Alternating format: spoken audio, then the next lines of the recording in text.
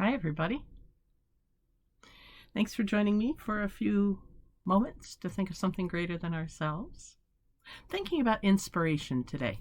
I read something, one of the meditation pieces in the last few days about inspiration and how good it is and how we should seek it out. And I don't disagree with all of that, but it got me thinking about inspiration. I'm not sure it's always easy. We have this image of inspiration. Oh, I'm inspired. I'm going to be energized. That may be true, but what caused the inspiration? What was the spark for the inspiration to begin with? Could be a very positive thing. I am so inspired by that skater that I'm going to go out and learn how to figure skate. But it also could be a very negative impetus that brings about a positive inspiration.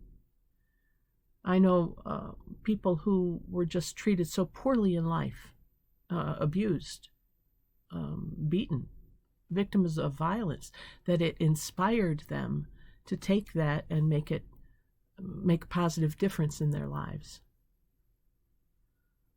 So it's not only good things, easy things that can inspire us to greatness, it's also the negative and the hard things that can inspire us to greatness, right?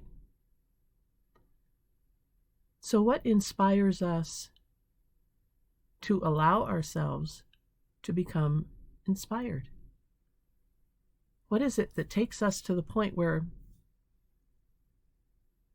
we want to change who we are?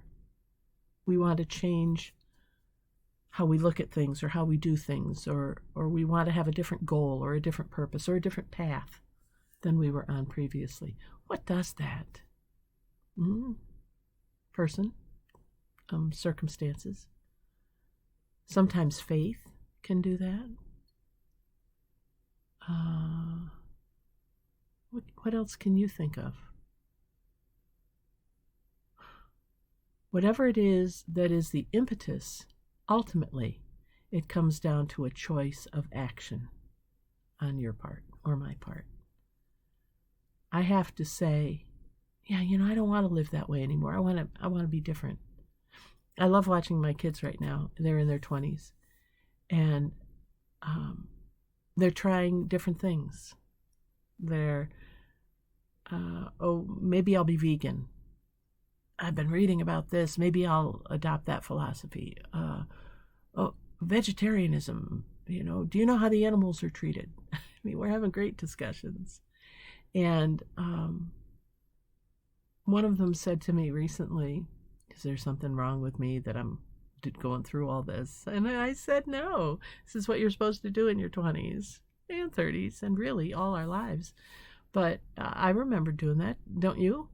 Of thinking, I'm going to change my life. I'm going to meditate more. And then you find out, that kind of meditation doesn't really work for me. Or, I'm going to be more regimented in my exercise program. And maybe it does, and maybe it doesn't. And maybe you successfully became a runner later in life. I have some friends who did that. Maybe you took an art course and all of a sudden the world of clay opened up to you, So those things do happen. And it's because we choose to act.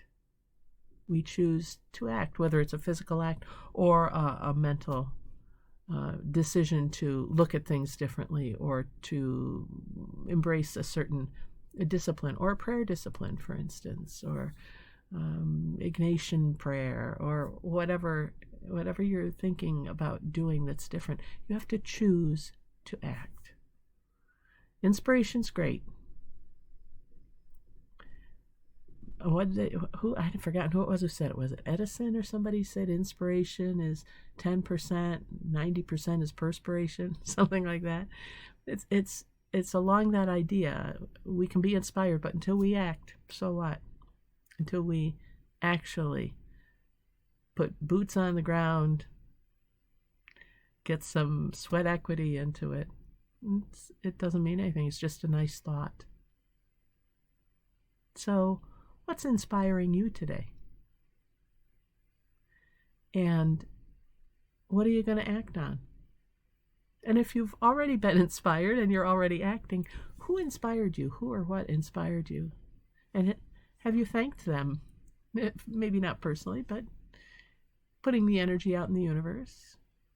Prayer, that bridge to home. Have you thanked them?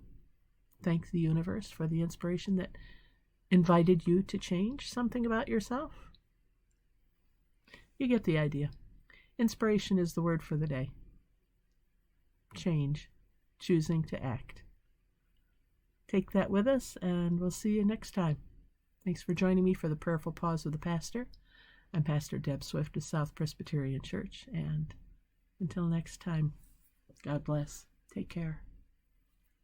Bye for now.